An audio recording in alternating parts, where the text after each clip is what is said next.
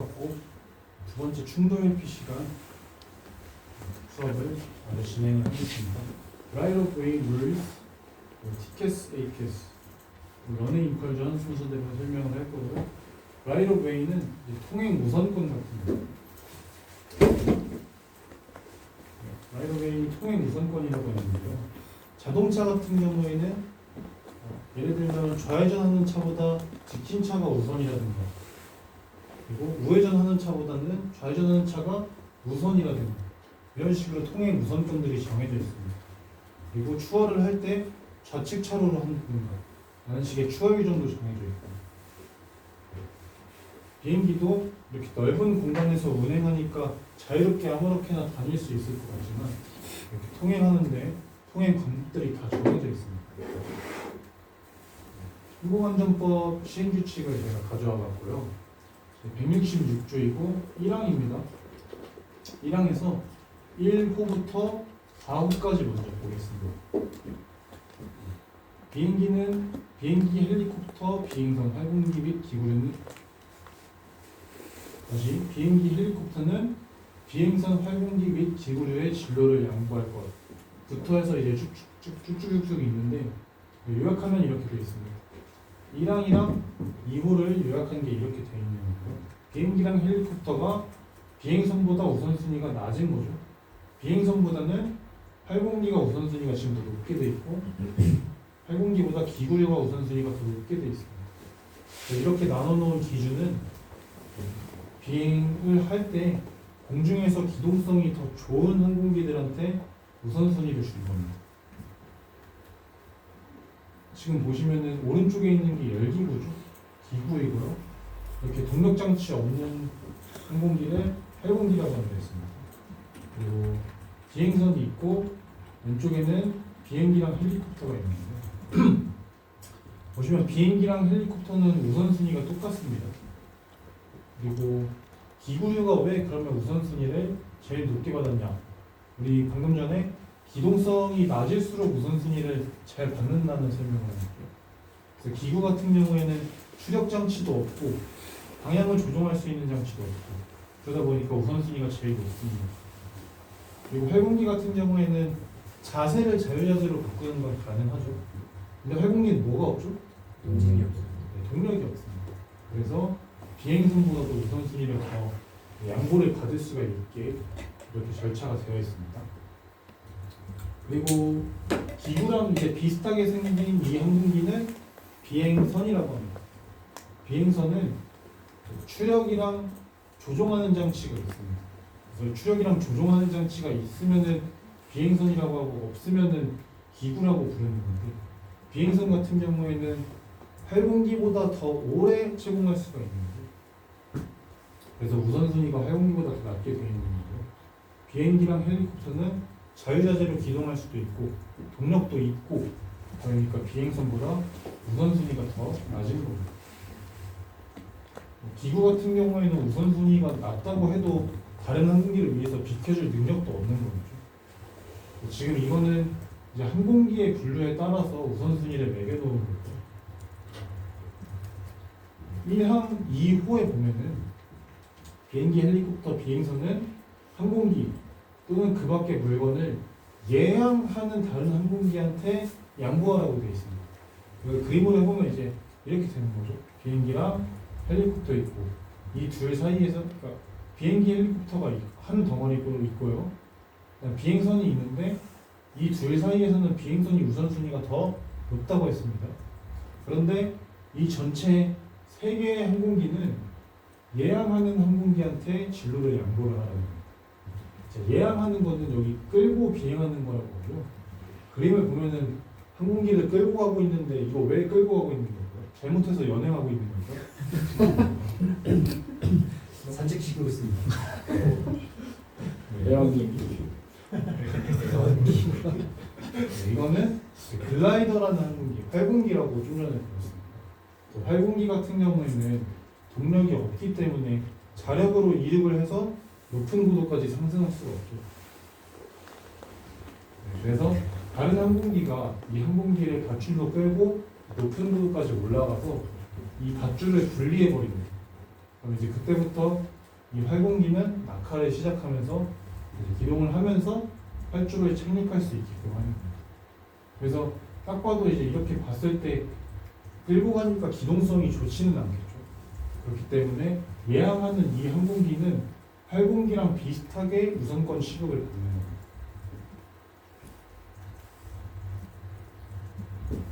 그리고 통행의 우선순위 1항에서 지금 5호를 보겠습니다. 이 1호부터 4호까지 방금 설명했던 그 경우들을 제외하고는 다른 항공기를 우측으로 보는 항공기가 진로를 양보하라고 되어 있습니다. 우측으로 보는 항공기가 진로를 양보해야 되고요. 지금 이 항공기 같은 경우에는 저 항공기를 오른쪽으로 이렇게 보고 있죠. 이 항공기는 왼쪽으로 이 항공기를 보고 있습니다.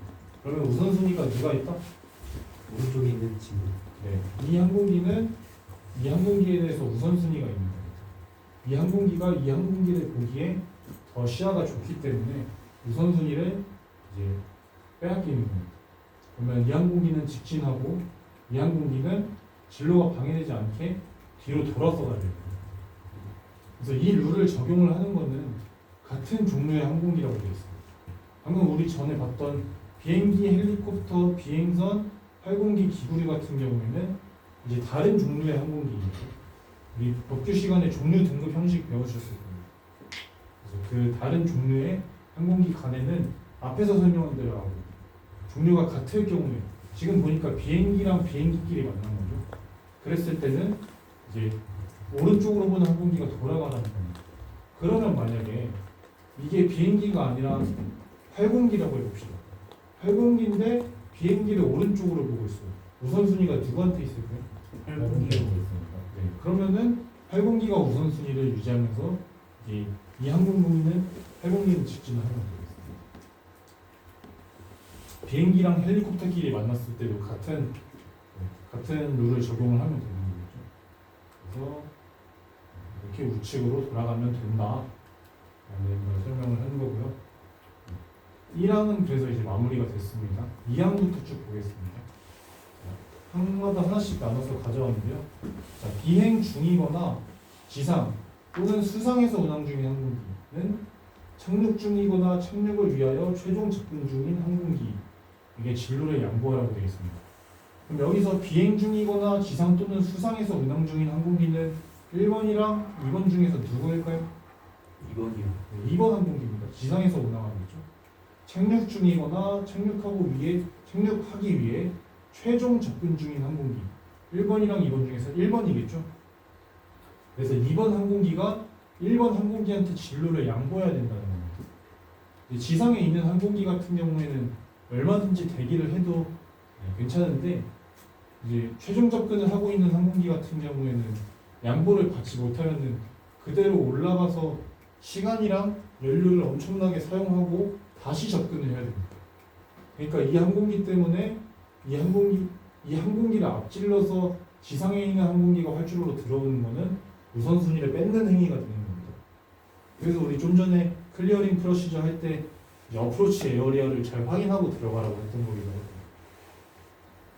그래서 이렇게 되면은 우선순위를 뺏는 거다라는 얘기를 하는 겁니다. 자, 그리고 3항을 읽어볼 건데요. 착륙을 위하여 비행장에 접근하는 항공기 상호간에는 높은 고도에 있는 항공기가 낮은 고도에 있는 항공기에게 진로를 양보하라고 되어 있습니다. 자, 항공기가 이렇게 한 대 더 나타났습니다. 딱 그림으로 봤을 때 누가 더 높아 보이나요? 왼쪽에 있는 애가 더 높게 이 항공기가 더 높아 보입니다. 그래서 이제 여기까지 읽었을 때 이 항공기가 이 항공기한테 진로를 양보하고 위쪽으로 이렇게 올라가야 된다라는 설명을 하고 있는 겁니다. 자, 이 경우에 낮은 고도에 있는 항공기는 최종 접근 단계에 있는 다른 항공기 전방에 끼어들지 말라고 합니다. 자, 항공기가 한 대 더 나타났습니다. 이때는 지금 누가 더 높게 있죠? 1번, 2번 중에서 1번이 더 높게 있죠. 그러면은 접근하고 있는데 얘가 낮으니까 얘가 우선순위를 갖는 거 아니에요? 라고 하는 사람들을 위해서 이 이야기가 있는 겁니다. 최종 접근 단계에 있는 다른 항공기 전방에는 끼어들지 마라. 이 항공기 같은 경우에는 고도가 더 높더라도 지금 최종 접근을 하고 있는 겁니다. 그래서 이 항공기 앞으로 이렇게 끼어들면은 그것 역시 우선순위를 뺏는 행위가 된다라는 겁니다. 그런데 이 항에도 불구하고 활공기한테 진로를 양보하라고 하죠. 만약에 이 항공기가 활공기라고 가정을 해보겠습니다. 여기 최종 접근하는 항공기는 비행기고요. 다른 항공기 종류인 거죠. 활공기인데 고도가 낮다는 거는 활공기는 동력 장치가 없다고 했습니다. 고도를 다시 올라가기에는 이제 속도가 정말 높지 않은 이상 위험할 수가 있습니다. 그래서 이제 낮은 항공기한테는 우리가 진로를 양보를 해줘라. 최종 접근을 하고 있어도 너가 그냥 올라가고 활공기를 살려주라. 라는 게 이 4항의 내용이에요. 그리고 5항에서는요. 비상 착륙하는 항공기를 인지한 경우 지금 이 항공기는 연료가 부족한 상황입니다. 그럼 이 항공기는 뒤에 있는 항공기가 연료가 부족하면은 이제 사고가 날 수도 있는 거죠. 그 사실을 인지했을 때 이렇게 복행을 하고 착륙을 해라 라는 얘기를 합니다. 166조를 이제 알아봤고요. 166조에서는 통행의 우선순위를 다루는 내용이었죠.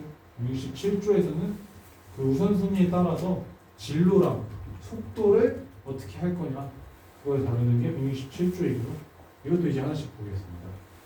자, 1항에서 통행의 우선순위를 가진 항공기는 진로랑 속도를 유지하라고 되어 있습니다. 우리 앞에서 166조에서 다른 항공기를 이렇게 우측으로 보고 있을 경우에는 진로를 양보하라고 했죠. 그래서 이 항공기가 우선권이 있다고 말씀을 드렸습니다. 자, 그렇게 할 경우에 이 항공기가 우선순위가 있는데 이렇게 막 지그재그로 가거나 방향이 변하고 속도가 변하고 그런 비행을 하지 말라는 겁니다. 방향을 일정하게 유지하고 우선순위가 없는 항공기는 그 항공기 뒤쪽으로 돌아서 진행을 해야 된다 라는 얘기를 하는 겁니다. 진로랑 속도를 유지해 주시면 되겠습니다. 그리고 다른 항공기에게 진로를 양보하는 항공기라고 하죠. 이 항공기를 우측으로 보고 있으니까 양보해야 되는 항공기는 이 항공기입니다. 자, 그 항공기는 다른 항공기의 상하 또는 전방을 통과하지 말라고 합니다. 이 항공기가 지금 이 항공기의 전방을 통과하면은 우선순위를 뺏는 게 되는 거죠. 충돌이 바로 일어날 수도 있는 굉장히 위험한 상황이 발생할 수가 있는 거예요. 그래서 안전하게 이렇게 후방으로 항공기가 돌아가라는 거예요. 근데 뒤에 단서가 이제 제한이 있죠. 충분한 거리 및 항정 단기류의 영향을 고려하는 경우에는 그러하지 않아요. 항정 단기류는 이 항공기의 윙티 볼텍스에 의해서 후방으로 발생하는 굉장히 강한 터뷸런스입니다. 그래서 무거운 항공기 뒤로 가면은 이제 이런 작은 항공기들은 위험할 수 있기 때문에 항정 단기류 영향을 잘 고려하라고 조항이 있는 겁니다. 그리고 두 항공기가 지금 마주보고 오고 있죠. 이렇게 충돌이 위험할 정도로 정면 또는 이와 유사하게 접근하는 경우, 지금 이 그림을 말하는 겁니다. 그 경우에는 기스를 왼쪽으로 돌린다, 아니면 오른쪽으로 돌린다? 오른쪽으로 돌려서 피하시면 되겠습니다. 헷갈리면 정말 사고가 날 수 있겠죠. 반드시 오른쪽으로 돌려야 하는 거고요. 4항입니다. 다른 항공기의 후방, 좌우 70도 미만의 각도라고 되어 있습니다. 자, 앞 항공기가 있고요. 후방으로 70도면은 이제 이렇게 초록색 안에 이 영역이 되는 겁니다.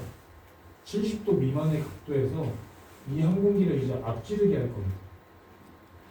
이 항공기가 속도가 100노트고 이 항공기가 속도가 200노트인데 내가 앞에 있는 항공기 느리다고 이제 기다려줄 필요는 없겠죠. 그래서 앞지르기를 하면 되는데 그렇게 앞지르기를 할 경우에는 앞지르기 당하는 항공기의 오른쪽을 통과하라는 조항입니다. 그래서 오른쪽을 통과해야 하고요. 이 경우에 앞지르기 하는 항공기는 간격을 유지하고 진로를 방해해서는 안 된다 라는 얘기를 하는 겁니다. 이 항공기가 이렇게 항공기 바로 앞으로 들어오면은 또 굉장히 위험한 상황이 생길 수가 있겠죠. 물론 뒤에 있던 항공기가 속도가 더 빠르니까 그거 피하는 게 가능하겠지만 어쨌든 이 항공기 입장에서는 필요한 분리를 적절하게 받지 못한 상황이 지금 된 겁니다. 그래서 충분한 간격을 두고 멀찌감치 돌아가라 그런 얘기를 하는 게 이 사항입니다. 그래서 right of way rules는 이렇게 설명을 마쳤습니다. 티켓스랑 에이카스 공중 충돌 방지 장치에 대해서 설명을 하겠습니다. 네, 이번에는 사고 사례로 먼저 시작을 해보겠습니다. 세리토스라는 미국의 LA 지역에 있는 한 마을이고요. 그 마을 위에서 공중 충돌 사고가 났습니다.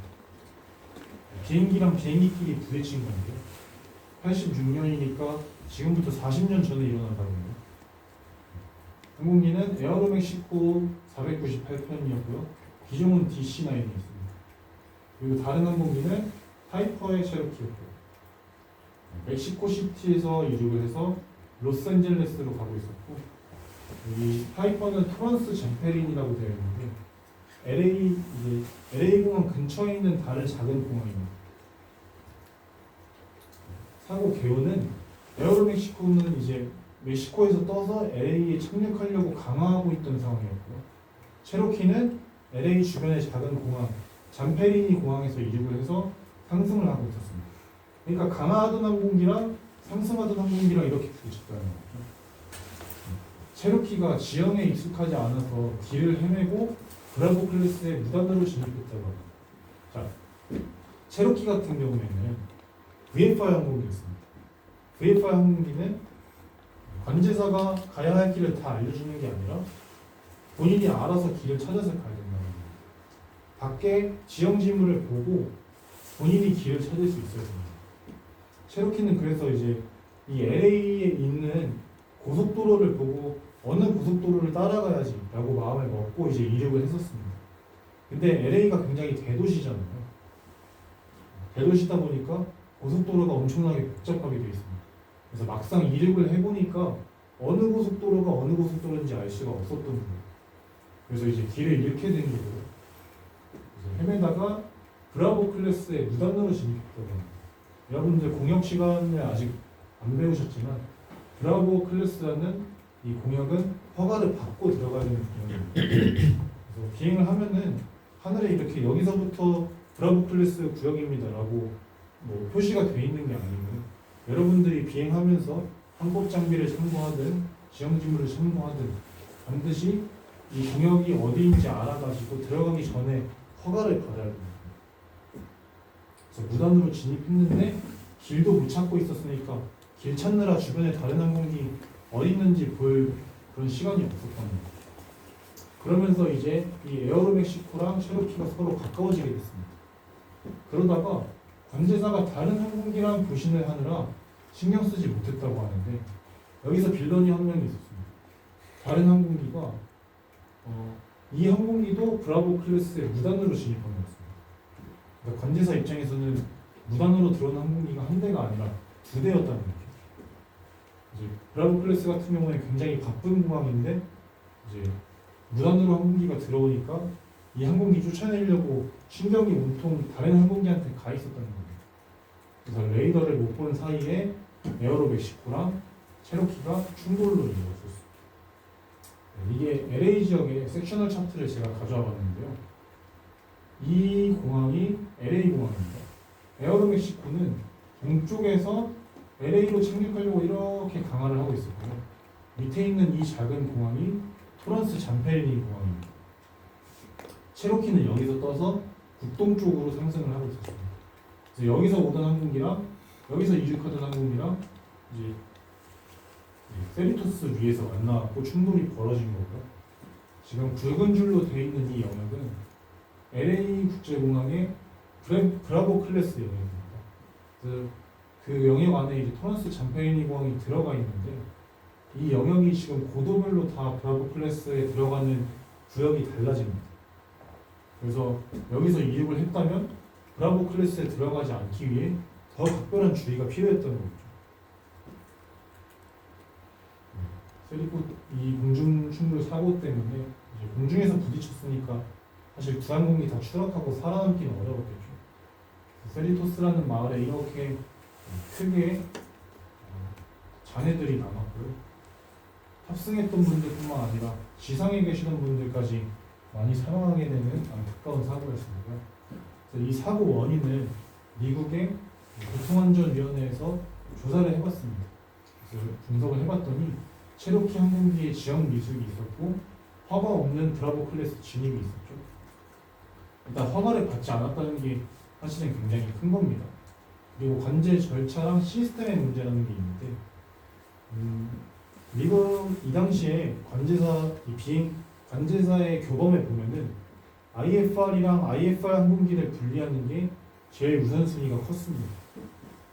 그러니까 VFR이랑 IFR을 분리하는 거는 상대적으로 등한시가 됐던 겁니다. 그런 관제 점차 문제가 있었고 시스템의 문제도 있었습니다. 이거는 레이더 시스템을 말하는 건데 관제사가 브라보 클래스를 관할하던 그 관제사가 레이더를 갖고 있었습니다. 레이더를 갖고 있는데 노후화된 장비였고요.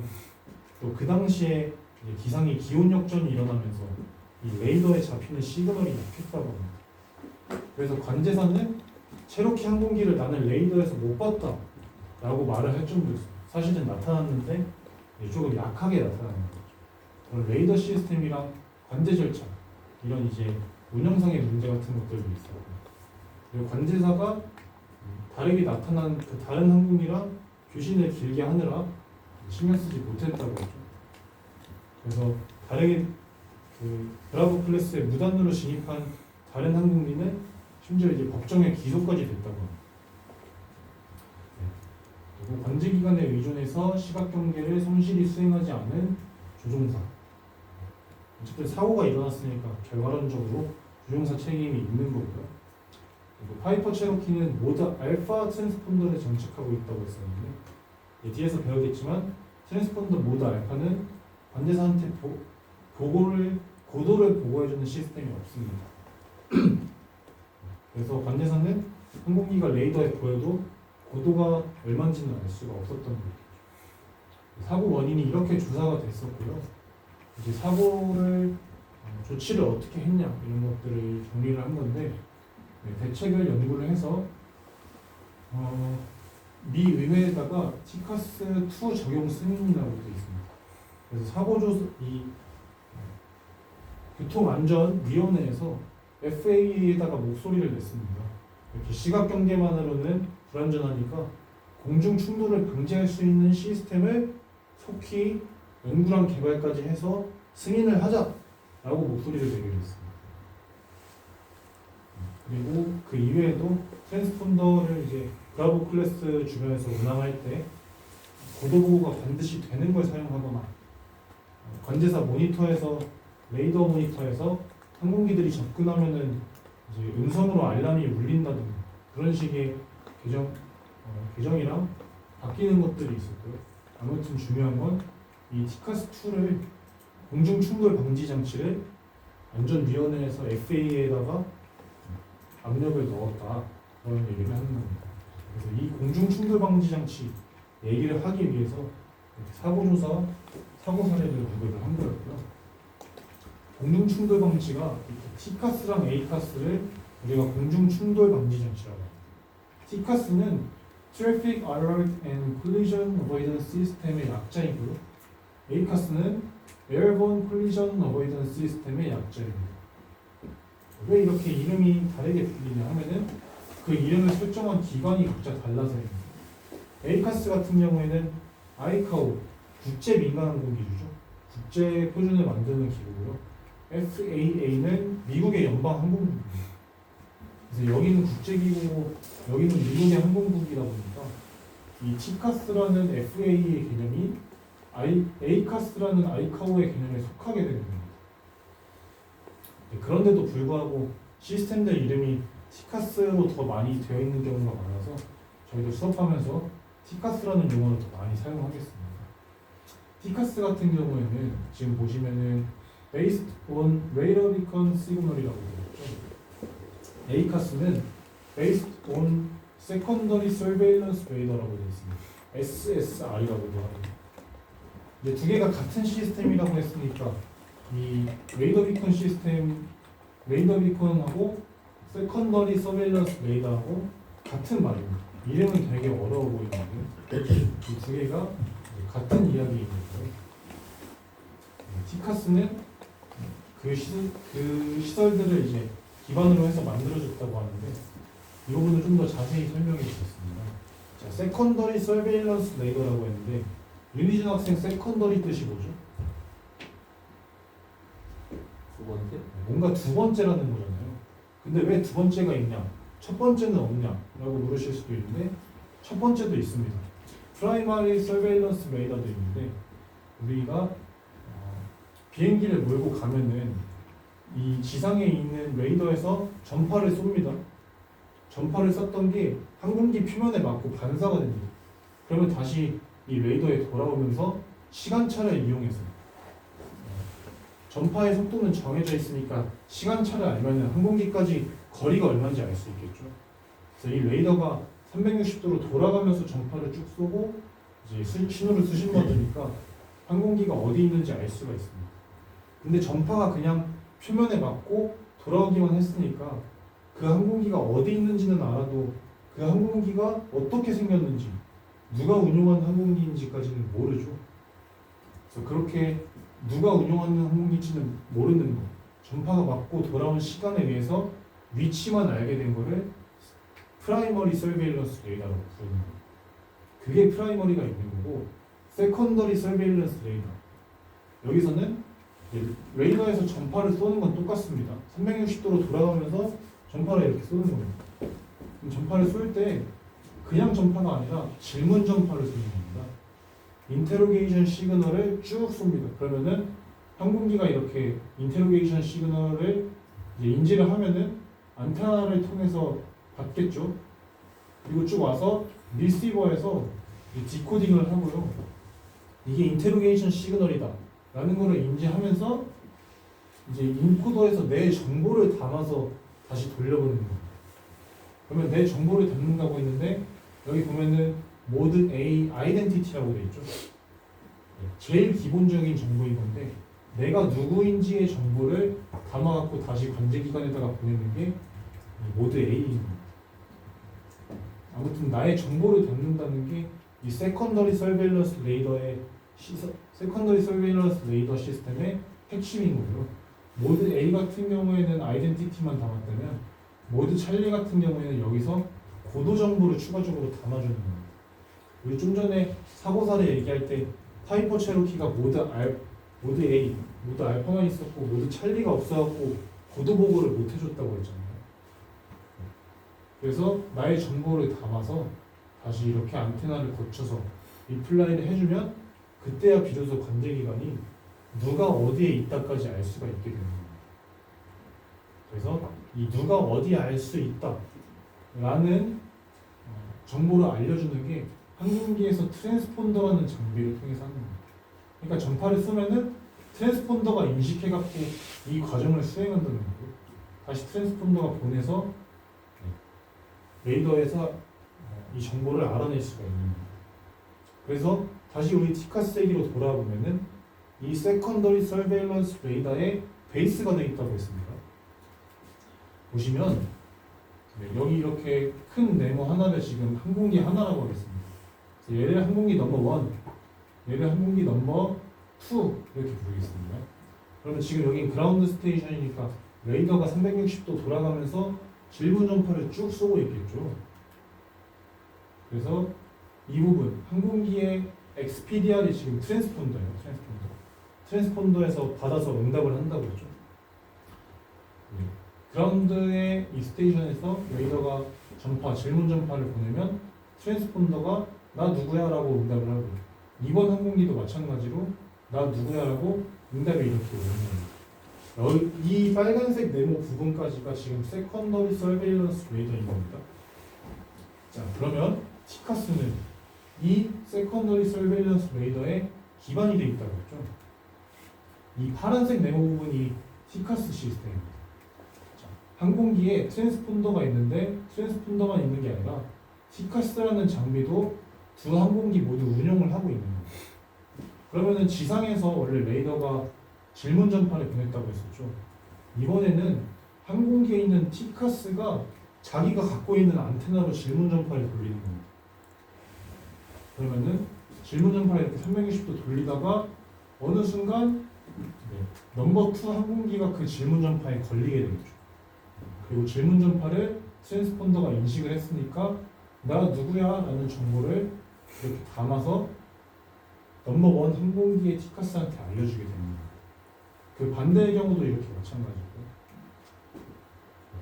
그래서 이렇게 티카스를 이용해서 상대의 트랜스폰더에다가 질문하고 답을 받고 이거를 티카스 시스템이라고 한다 라는 얘기를 하는 겁니다.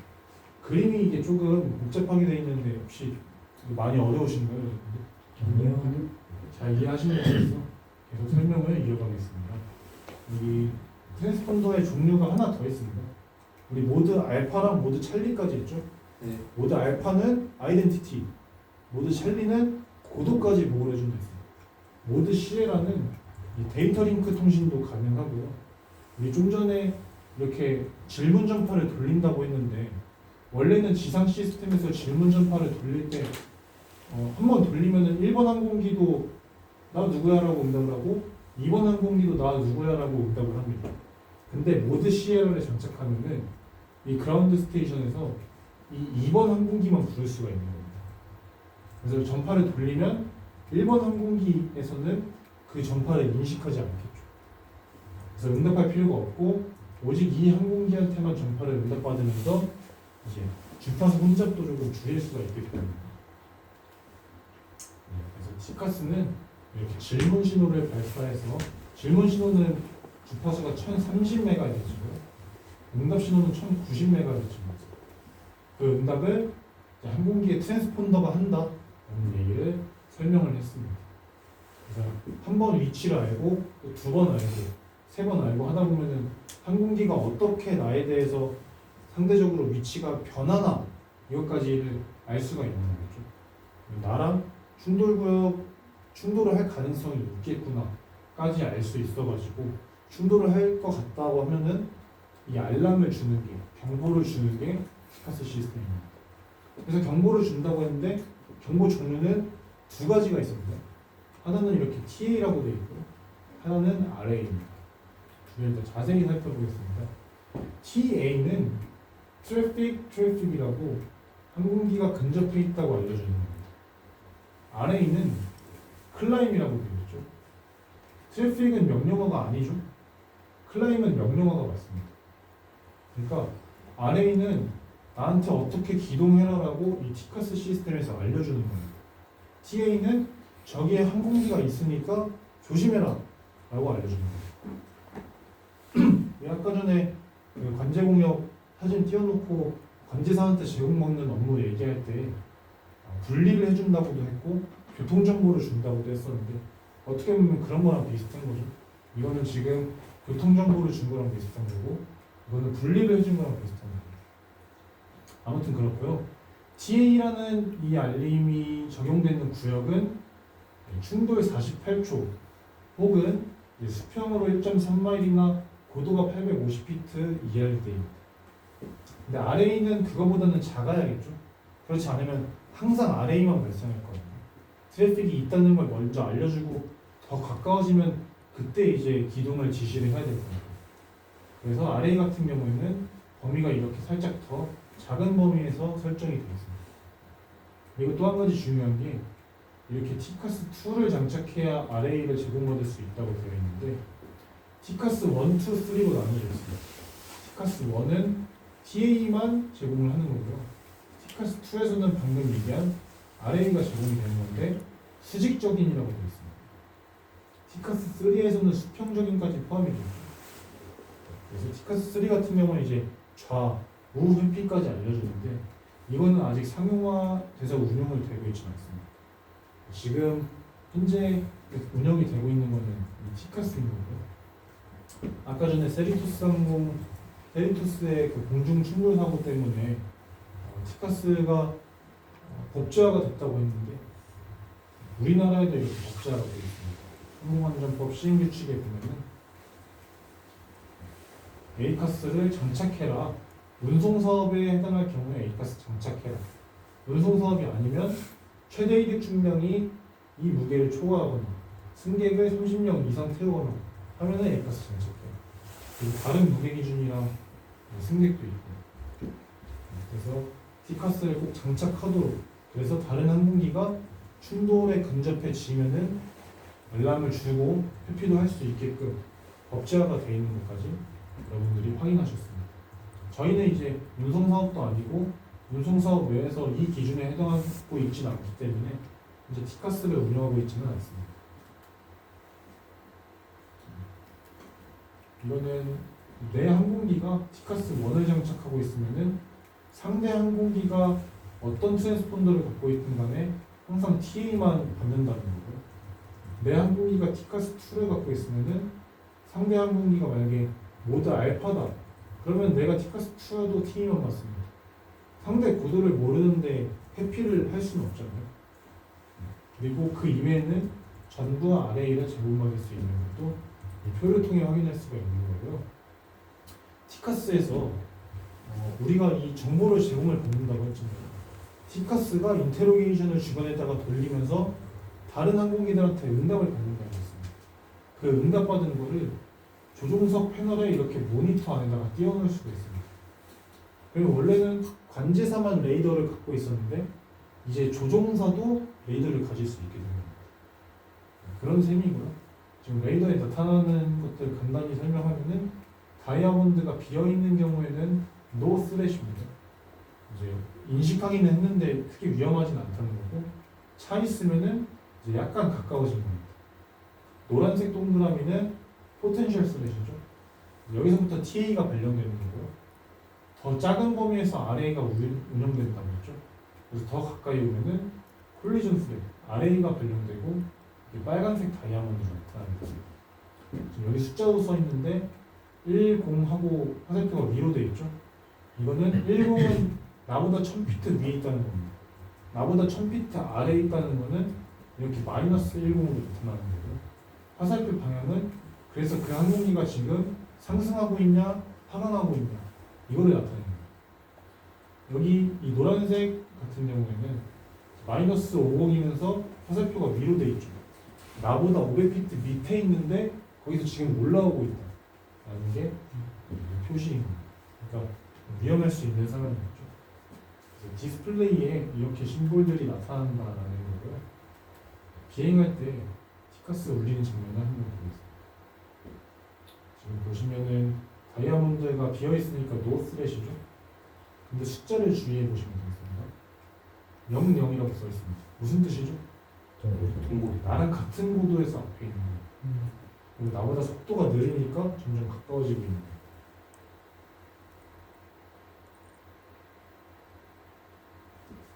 영상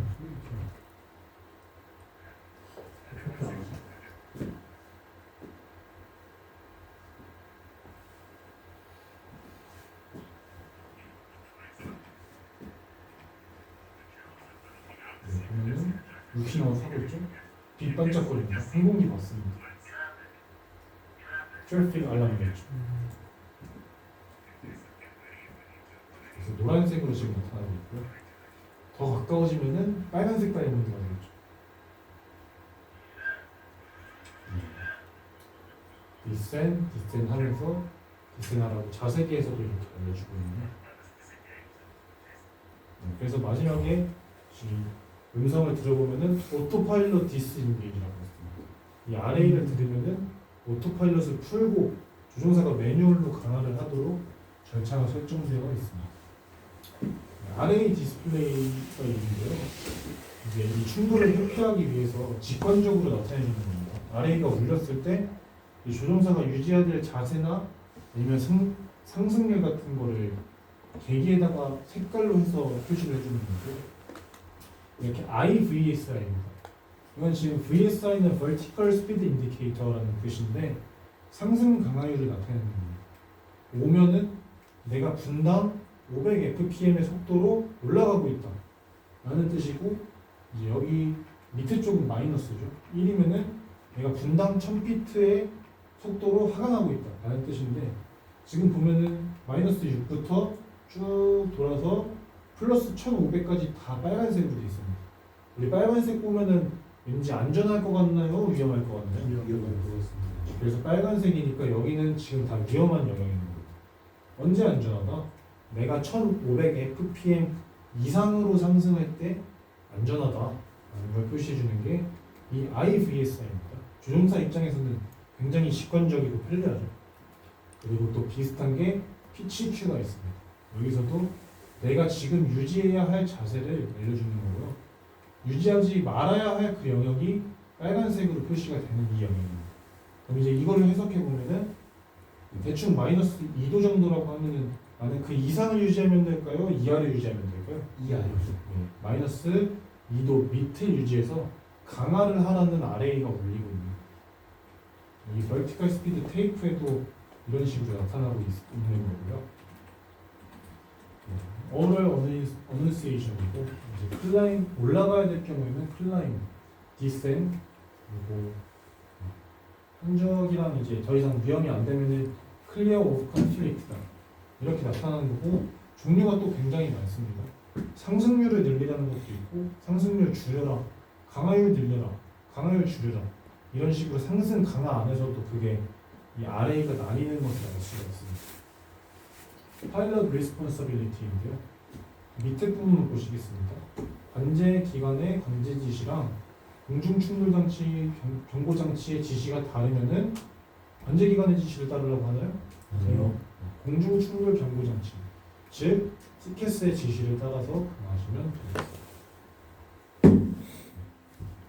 그래서 TA는 중요한 게 여기 허가 경로를 벗어나지 말아야 된다고 되어 있습니다. RA는 오토파일럿을 해제하고 RA가 지시하는 대로 하라고 합니다.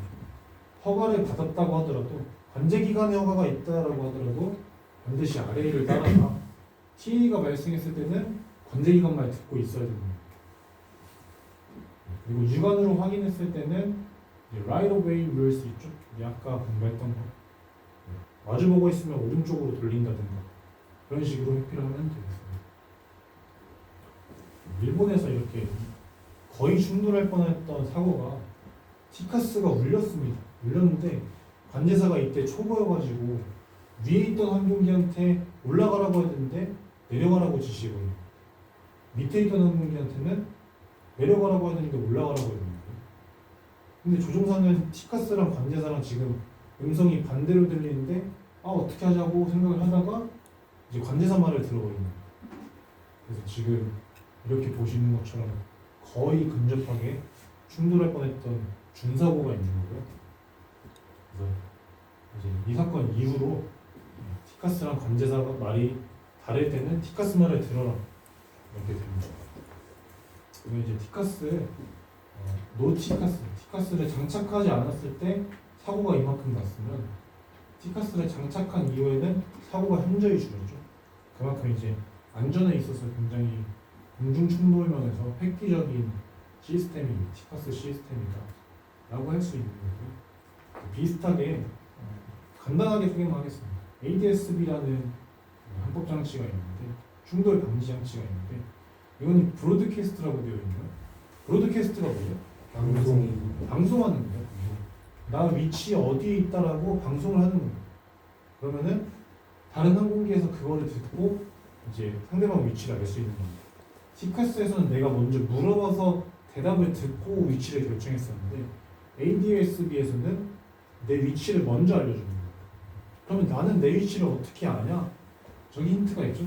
위성이 있습니다. GPS 정보를 이용해서 이 항공기가 자기 위치를 파악해가지고 그걸 이제 방송을 하는 겁니다. 트랜스폰더의 모드 시에라 기능으로 방송을 하는 거예요. 그러면은 이 항공기도 듣고 주변에 있는 관제기관에서도 듣고 그렇게 이제 운영을 할 수가 있는 거고요. 충돌 회피를 제공하지는 않는다고 되어 있습니다. 신뢰성이 티카스만큼은 되지는 않다 보니까 이렇게 어드바이저리 용도로 사용이 되는 겁니다. 이거를 왜 설명했냐면은 하이브리드 서베일런스가 있습니다. 하이브리드는 뭔가 두 개 사용하는 거죠. 하이브리드 엔진 하면은 전기도 사용하고 가솔린도 사용하고 그 하이브리드라고 하잖아요. 여기서도 비슷하게 ADS-B랑 티카스 둘 다 사용을 하는 겁니다. 우리가 티카스만 사용하면은 아까 질문 점팔에 보낸다고 했는데 이제 공역 안에 항공기가 수백 대 있는데 수백 대가 다 질문 점파 보내고 다 서로 대답하고 하면은 주파수 혼잡이 너무 심해지는 겁니다.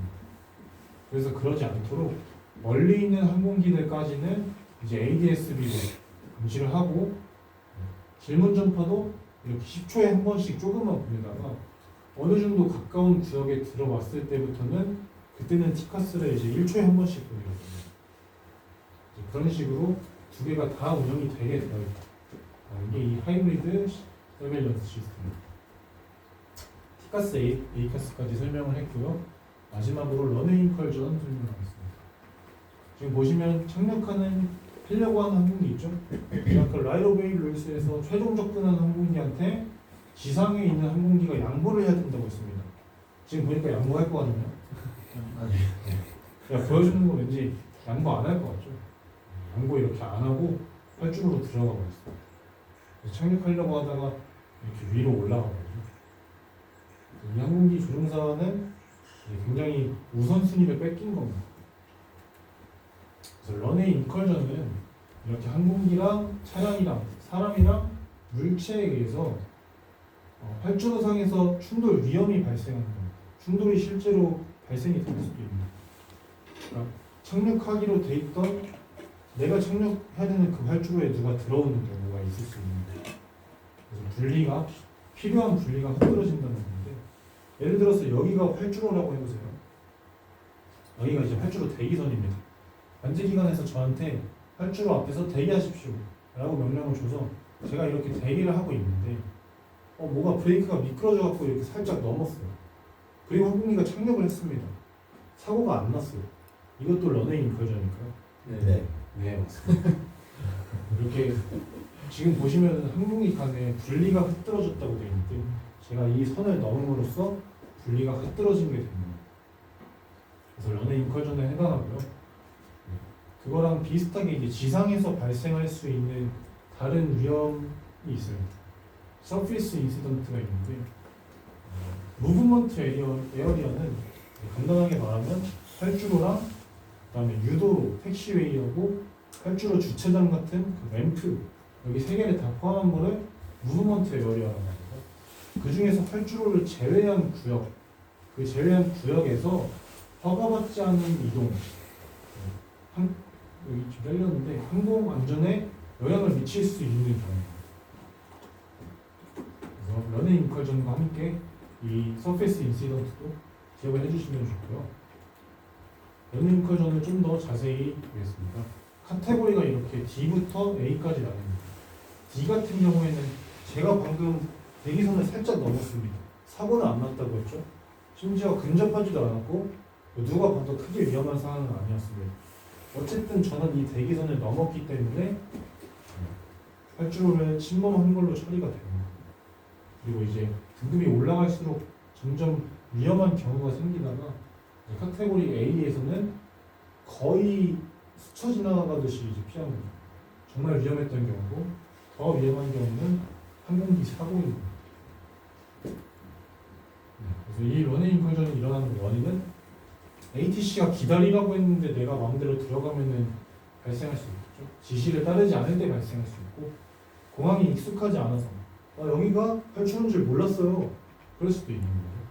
그리고 표준 운영 절차를 따르지 않는 이제 이유가 될 수도 있는 거죠. 오늘 인컬전 예시가 파일럿 데비에이션이고요. 이제 관제기관에서 기다리라고 했는데 내가 들어가는 게 파일럿 데비에이션입니다. 비어클 데비에이션이라고 되어 있는데 공항에는 비행기뿐만 아니라 자동차 같은 것들도 많이 다닙니다. 그래서 자동차들이 활주로에 들어가면은 런웨이 홀딩 마킹을 건너면은 이제 위험할 수가 있겠죠. 그것도 하나의 경우이고 오퍼레이셔널 인시던트는 관제사가 잘못하는 겁니다. 항공기가 착륙하고 있는데 앞에서 봤던 동영상처럼 진입 허가를 줘버리면은 이제 런웨이 인컬전이 발생할 수 있겠죠.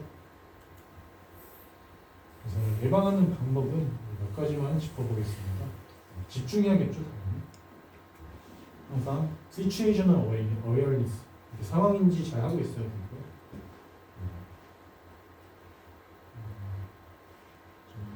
여기 보시면 공항의 레이아웃을 비행 전이랑 착륙 전에 미리 숙지하라고 되어 있습니다. 우리 비행장 같은 경우에 레이아웃이 이렇게 되어 있는 거고요. 내가 이륙하거나 착륙을 할 때 이제 램프에서부터 어떻게 가야겠다라는 거를 머릿속으로 정확하게 그려낼 수 있어야 이런 런웨이 인컬전도 예방할 수 있겠죠. 공항 사인을 이해하라고 되어 있습니다.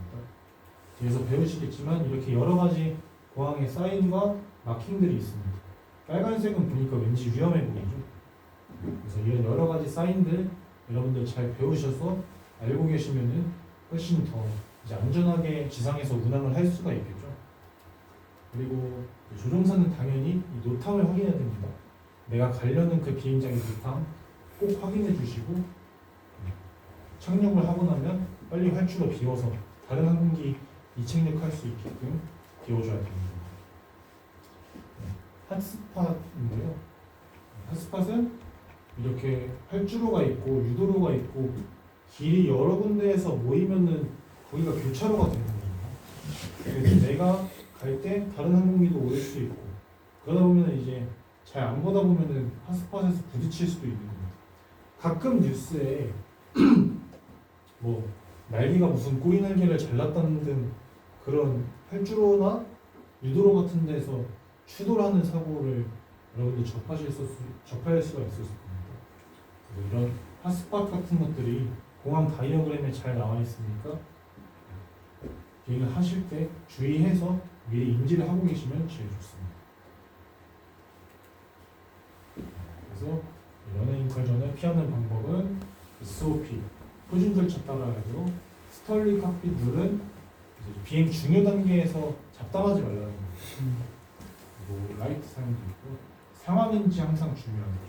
택시웨이랑 교차로 같은 핫스팟에서 상황인지 중요합니다. 스털리 칵핏 룰을 이렇게 중요 단계에서 딴짓하지 말라 이렇게 이해를 할 수가 있는 거고요. 마지막으로 정리하고 오늘 수업을 마치겠습니다. 통행 우선선이 겪는 항공기는 뭐라고 했죠? 비행기랑 비행선 중에서 기동력이 더 안 좋은 친구가 우선순위를 갖는다 했습니다. 둘 중에 뭘까요? 비행선이고요. 우선순위를 갖는 항공기, 지상에서 운항하는 항공기 있고 최종 접근 중인 항공기 있습니다. 최종 접근은 우선순위를 양보하면 복행해서 시간이랑 연료를 많이 쓴다 했습니다. 진료를 양보해야 되는 항공기 둘 중에 뭘까요? 양보를 받아야 하는 항공기가 아니라 해야 하는 항공기죠. 헬리콥터가 양보를 해줘야 됩니다.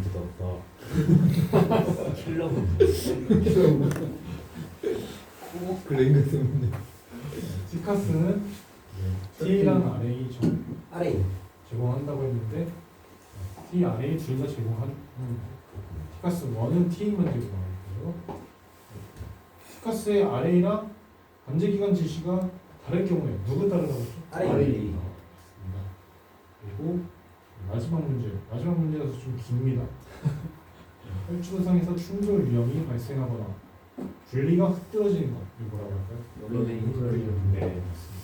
오늘 수업 여러분들 모두 잘 따라오셨고 수고하셨습니다.